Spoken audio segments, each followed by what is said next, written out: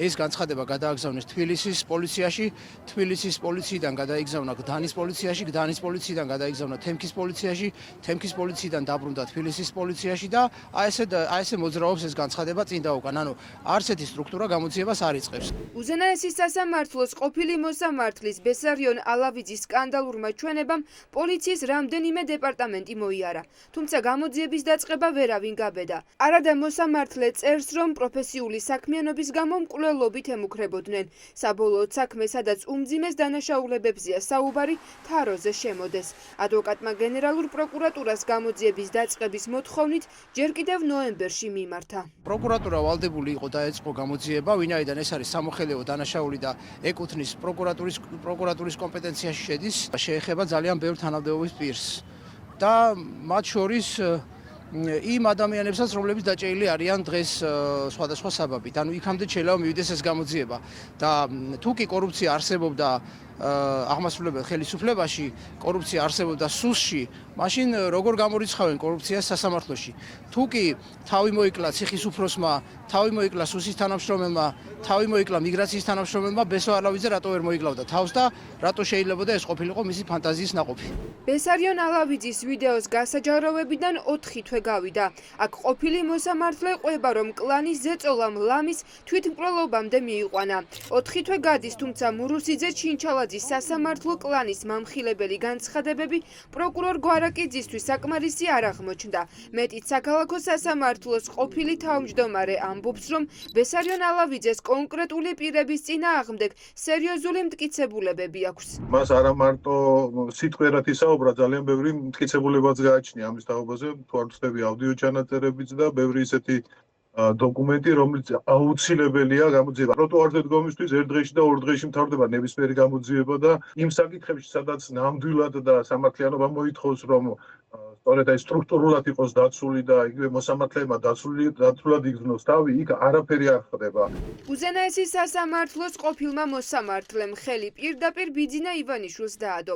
თუ როგორ ახდენდნენ ზეწოლას კლანის წევრები ივანიშვილის სახელით, რომ მოსამართლეს ქართული ოცნებისთვის სასარგებლო გადაწყვეტილებები გამოეტანა. ეკაბესელია ფიქრობს, რომ საქმე სისტემურ დანაშაულთან გვაქვს და ახლა პროკურატურა საქმის ჩაფარცხვას ცდილობს. ისევე როგორც ეს სოსო გოგაშვილის მიერ საჯარო მხილების დროს მოხდა. ბესარიონ ალავიძემდე ძალიან მძიმე ბრალდებებს, რომელიც უსაფრთხოების სამსახურის უფროს მოადგილემ სოსო გოგაშვილმა ხმოვანა, ხო, რაც სასამართლოს მოქმედ მოსამართლეებს ეხებათ და საუბარია გავლენიან მოსამართლეებზე. ის ფაქტებიც ხომ მიიჩქმალა. სისტემა თვითონ ხელს აფარებს ამ დანაშაულობებს, იმიტომ რომ თუ ამის გამოძიება მოხდება, მთლიანად სისტემა გამოაშკარავდება და ყველა ერთმანეთთან არის ჩართული. პოლიტიკოსები, რომლებიც წლებია სასამართლო სისტემაში არსებული ზეწოლისა და კორუფციის შესახებ ღიად საუბრობენ.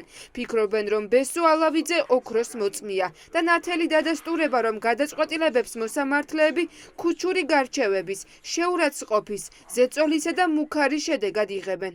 ყველა ნორმალურ სახელმწიფოში ამ განცხადებებს კონკრეტული ინფორმაციის შემცველ განცხადებებს ექნებოდა გამოძიება, მოყვებოდა შედეგი. მით უმეტეს დღევანდელ პირობებში, როდესაც გვეუბნებიან, რომ თითქოს და ამუშავდა ჩვენი სამართალდამცავი სტრუქტურები. ამ პირობებში რეალურად ბესო ალავიძე არის ოქროს მოწმე. ბესარიონ ალავიძემ მტკიცებულებების გასაჯაროვება 2 კვირის წინ ინგა გრიგოლიას გადაცემაში დაანონსა. ის მზად არის ყველა იმ მოსამართლეს, რომელიც ახლა ზეწოლას განიცდის, მხარში დაუდგეს, თუ ისინი ამაზე ხმამაღლა ისაუბრებენ. მაქვს რამოდენიმე ჩანაწერი, ეს არის ვიდეოს და აუდიოს ჩანაწერებიც და ეს ჩანაწერები ეხება რამოდენიმე უწყებას. კლანის წარმომადგენლები არიან ამ ჩანაწერებში და უსაფრთხოების სამსახურის წარმომადგენლებიც. მოვა აუცილებლად ამ ჩანაწერების გასაჯაროვების დროც, თუ რომელიმე მოსამართლე დაიწყებს ამ თემაზე საუბარს, მე დაუდგები გვერდში და თითქმის ყველა მოსამართლეს ვიცნობ, ვიცი ყველას თავს რაც ხდება. ყოფილი მოსამართლე ყვება თუ რა ხერხებითა და წნეხით აიძულებდა სასამართლოს კლანი ქართული ოცნების ხელისუფლებისთვის სასურველი გადაწყვეტილებები წლებების მიღებას. ალავიძე ადრეც ადანაშაულებდა ეგრეთ წოდებულ კლანს. მისი მონათხრობი საერთაშორისო სანქციების ერთ-ერთი საფუძველიც გახდა. საქართველოში კი გამოძიება არავის დაუწყია.